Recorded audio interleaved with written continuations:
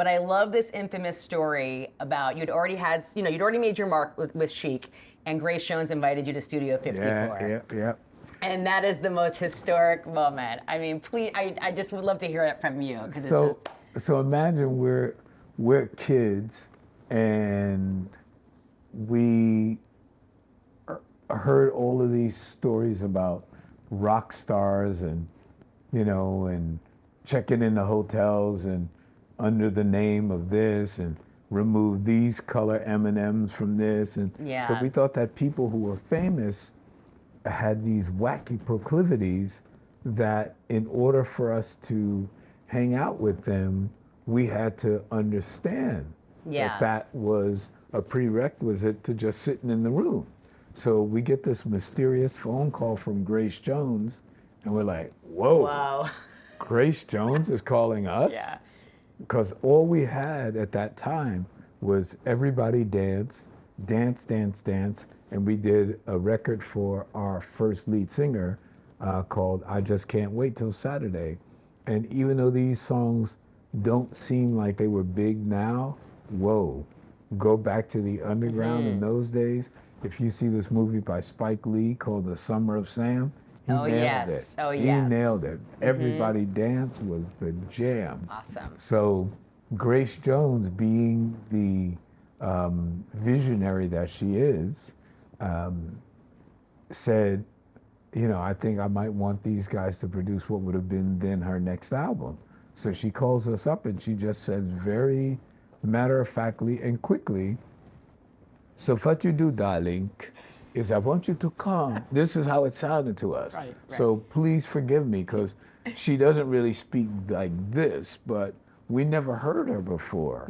So, it's old school telephones and blah, blah, blah. So she says, so this is what you do, darlings. You come to the back door of Studio 54 and you tell them that you're personal friends of Miss Grace Jones. So to us, it sounded like Bela Lugosi and like a cross between Bela Lugosi, Marlena Dietrich, and like Bob Marley, right? Because she throws the little Jamaican thing in. So we thought that this was our rock and roll test. That we got to get this right, or else they're going to go, get out of here. We knock on the back door. We finally get their attention. We're kicking because we got to be louder than the music inside. The music, right. So finally the dude opens the door and says, what the hell do you want? And we say, we're personal friends of Miss Grace Jones. And she told us to come to the back door. And the guys... You thought you had to do your own accent here. Well, we didn't know. Right. We honestly did not know. Completely innocent. But let me throw this in, Grace. I'm wearing the flyest clothing you can imagine. I'm wearing Maud Faison shoes that cost, I don't know, in those days, maybe $700. Wow. And they're suede, black suede with blue piping. I have no doubt. And it's killing, and this gray suit. Yeah. Boom, bam.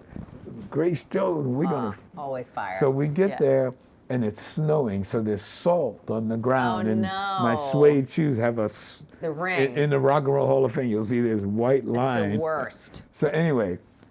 When the guy opens the door and we tell him we're personal friends of Miss Jones, and he goes, "Oh, fuck off!" And we went, "No, gang, no, we're dead serious. No, we're kicking and kicking and kicking."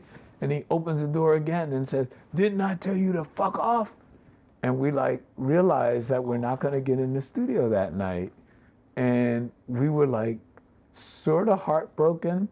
But on the way to my apartment, which was only 1 block away, amazing. We passed a liquor store and bought 2 bottles of Dom Perignon, which we used to call rock and roll mouthwash. That's the best, rock and roll mouthwash. That's incredible. Let's still call it that. I still want to call it that. Oh, really? Yeah, we downed them real quick, and we got all fuzzy, and we went home, picked up our instruments, and went, "Oh, fuck off, don't fuck Studio 54. Fuck off, oh, fuck off." And then we wrote a whole song, a really long song, with the most appropriate answer would be, fuck off. Like if your mom asks you to do homework, fuck off. That's anthem. It was great. 100%. And then so Bernard looked at me and said, my man, you know this shit is happening. 2 years before hip hop. Dude, we're not gonna be able to get this on the radio. So my parents were beatniks, made me a hippie because I had to try and outdo them. So when Bernard said this is happening, I went into total hippie mode, just like that. I wasn't even thinking. And because we had changed the song from fuck off to freak off, which was a euphemism in those days, probably still is, for the F-U-C-K word.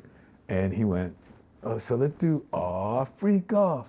And I was like going, oh man, you know, like how about, man, when you like freak out, man, you drop acid and like, you know, you have a bad trip, man, and you know, like you're freaking out. And Bernard looked at me and went, what the, who is this dude? And I'm like, yeah, man, you know, so like, you know, like, man, you know, like I had a couple of bad trips, man, so, you know, like, probably like freak out. And he went, freak out? And I went, oh, yeah, man, you know, like when you see a really fine girl and you're on the dance floor and you're freaking out. And he went, oh. And then Bernard, the genius that he was, went, and my kids are doing this new dance called the freak. Oh, Light bulb. God. So it was getting denied access to Studio 54 and your hippie roots that brought up Freak Out. And Bernard's kids doing this new dance called the freak. The freak. Oh, so my God. We ran out to the record store and said, okay, let's get the two most iconic songs about a dance. We run out to the store, we buy Chubby Checker, Let's Do the Twist, and we buy Joey D and the Starlighters, the Peppermint Twist. We play both records, and the thing that both records have in common, other than the word twist, was they don't show you how to do the dance. Right. We didn't know how to do the freak. They didn't obviously know how to do the twist or whatever. And we write, you know, Chubby Checker goes, come on, baby, let's do the twist. Come on, baby, let's do the twist. Take me by my little hand and go like this. Then he doesn't show you how to do the twist. He just goes, let's twist. It's open to interpretation. Yeah, and we listen to Joey D and the Starlighters. Well, the name of this dance is the Peppermint Twist. Well, the name. You sort of create what it is. Right. When you listen to it, it's like however you feel it. Right, but the point is that when they get to the point where they think, where the listener thinks they're going to show you how to do the Peppermint Twist, they're going to go, well, put your hands here. They go, well, all right, the Peppermint Twist. We're like, what the? They don't show you how to do the Peppermint Twist. So we write this song because we don't know how to do the freak. And we go, have you heard about the new dance craze? Listen to us. I'm sure you'll be amazed. Big fun to be had by everyone. It's up to you, surely can be done. Young and old are doing it, I'm told. Just one try, and you too will be sold. It's called the freak. They're doing it night and day. Allow us. We'll show you the way. And of course, we don't show you the way. We just go. But we don't know how to. We show you nothing. We don't know how to do the way. We just go, freak out. That's so good, Nile. Oh my God. And that was the song that really changed everything, right? That was like a whole other stratosphere. Yeah. It's still to this very day, the biggest selling song in Atlantic Records history.